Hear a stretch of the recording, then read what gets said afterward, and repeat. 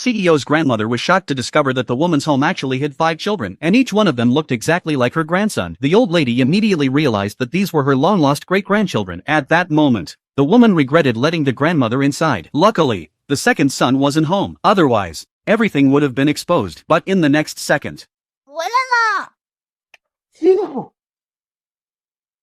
他奶奶，他是我二哥哥，他叫蓉蓉。你们是孕妇。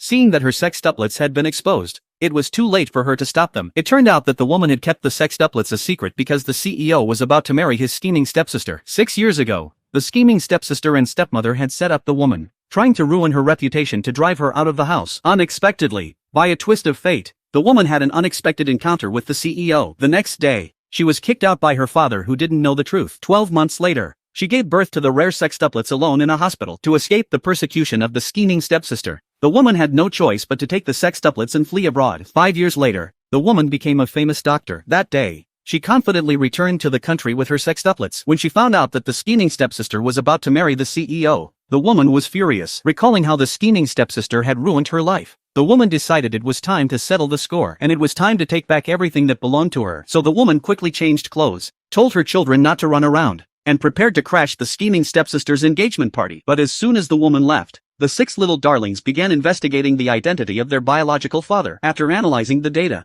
the eldest quickly found out that the CEO was their father. But to be absolutely sure, the children agreed to send the eldest to test him out.